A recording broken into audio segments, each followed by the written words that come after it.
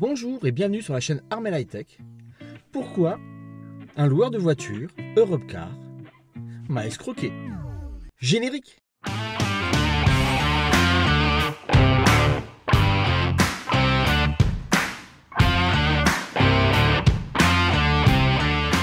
Bonjour et bienvenue sur la chaîne Armel High Tech. Aujourd'hui, une vidéo un petit peu coup de gueule. Je donnerai bien sûr un droit de réponse à Europcar s'il le souhaite. Je vais tout de suite vous contextualiser le sujet de cette vidéo, vous expliquer pourquoi, comment, c'est quoi le problème. Voilà, pour ceux qui ont suivi récemment ma chaîne YouTube sur le bilan des 100 000 km notamment de ma vie en voiture électrique, vous avez appris que ma Tesla Model 3 a eu un dommage sur son pare-choc. Et j'ai eu enfin appel du garage de carrossier qui va faire les réparations. Excusez-moi, j'enlève mon écharpe, j'ai un petit peu chaud. Qui va faire les réparations sur mon véhicule. Et malheureusement, du fait que le garage n'est pas agréé par Alliance, mon assureur, je n'ai pas mis de voiture de courtoisie mis à disposition et le garage n'avait pas de voiture de courtoisie à me mettre à ma disposition.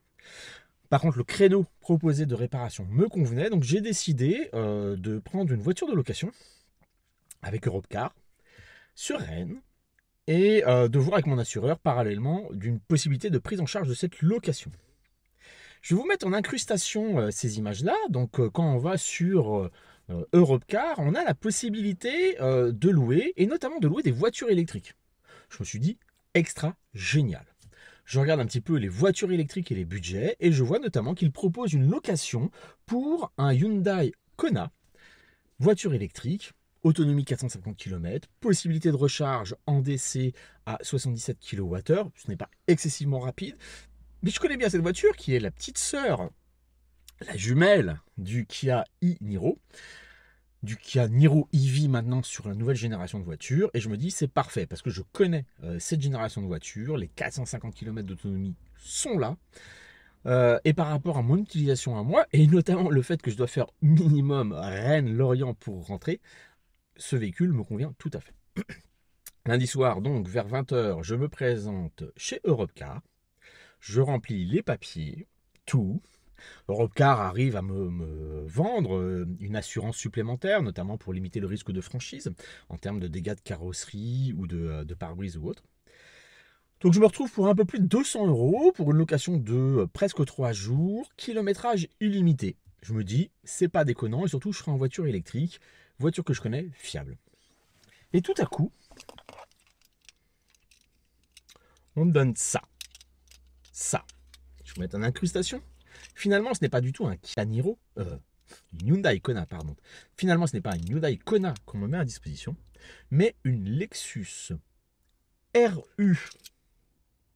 Que je dise pas de bêtises. Non, Lexus UX300E. Je peux vous dire que quand la commerciale ou l'assistante, je ne sais pas comment on appelle cette fonction à l'accueil, quand cette personne me parle de ce véhicule, je suis un peu déconcerté. Donc un Lexus 300 UX300E électrique. Et je ne connais absolument pas les specs de cette voiture. Je suis un petit peu décontenancé. Tiens, je m'y connais un petit peu en voiture électrique. Lexus, voiture électrique, je suis pas trop au courant. Voilà. Je dis ok, puis je me dis dans ma tête, bon écoute Armel, ça peut être une bonne expérience, ce sera peut-être l'objet d'une vidéo de découverte d'une voiture électrique que tu ne connais pas. Bon, il m'a fallu quand même un peu d'adaptation. Et quand j'ai commencé à me renseigner sur la voiture, c'est là que mon coup de gueule commence. Je vais vous mettre les specs de cette voiture en incrustation. Donc la Lexus, j'y arrive pas. J'y arrive pas. UX300E. Bon, déjà, la Lexus, il va falloir qu'on parle, ce sera l'objet d'une autre vidéo. La Lexus UX300E est une voiture électrique dotée d'une batterie de 54 kWh, donnée pour un WLTP de 300 km. Charge en AC en 6,5 kW et charge en CHAdeMO 50 kW. Et là, mon coup de gueule, il commence. Europcar, comme les autres loueurs, ont l'habitude de nous proposer des voitures par catégorie de véhicules. Citadine, micro-citadine, compact, berline, monospace, SUV. Et il est fréquent quand on loue une voiture de se dire, bah, ils vont nous proposer, je sais pas moi, un Volkswagen Touran, et puis finalement ce sera un Citroën Picasso qui me sera mis à notre disposition. Et en fait, quand on va chez un loueur, on loue une catégorie de véhicules, un volume, un espace. Les gars, c'est une voiture électrique que vous louez. Et ça, c'est pas normal.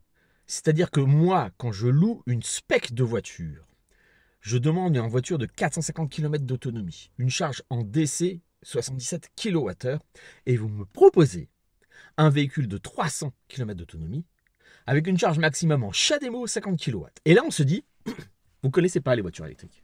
C'est pas possible. Vous êtes juste des acheteurs de voitures. Vous pensez que vous pouvez mettre une Lexus à la place d'un Kona. Mais non, c'est pas du tout la même utilisation.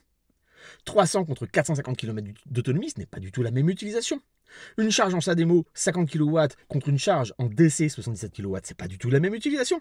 Certes, ce ne sont pas des charges hyper rapides, mais j'ai beaucoup plus sur le marché de chargeurs rapides, de bornes de charge en DC qu'en CHAdeMO. Je fais comment, moi?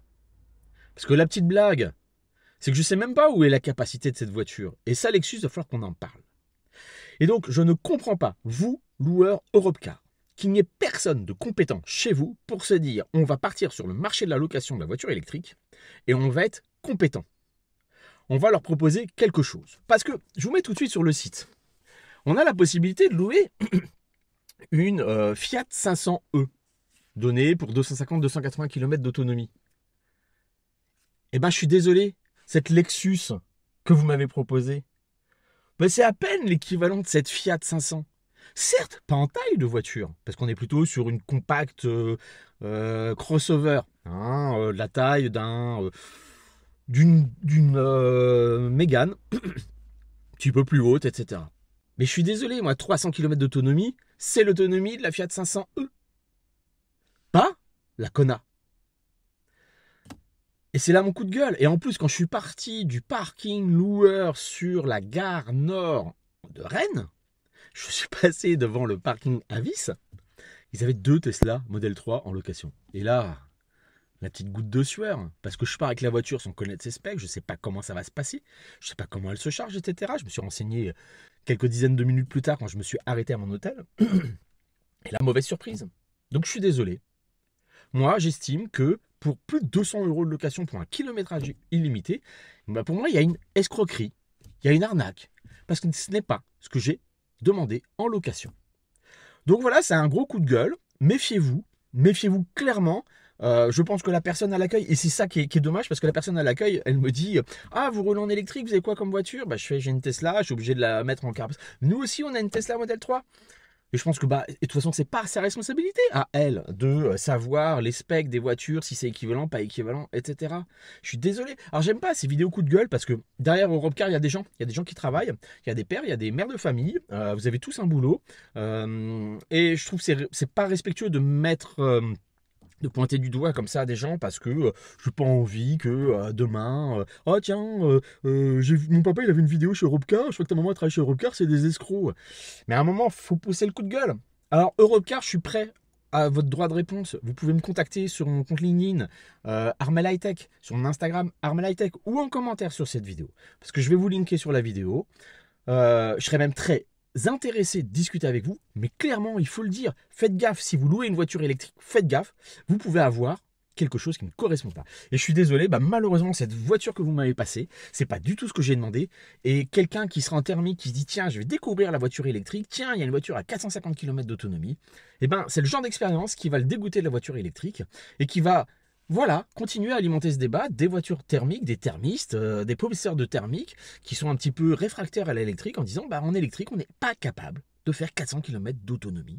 Parce que lui, il aura loué une voiture 450 km d'autonomie, il ne sera pas allé chercher les specs, et tout d'un coup, il ne va pas comprendre parce qu'il ne sera pas capable de faire plus de 180 km. Ce n'est pas normal, ce n'est pas acceptable. Voilà, je souhaitais vous partager mon ressentiment. Merci d'avoir regardé cette vidéo, et à bientôt sur la chaîne Armel Hightech.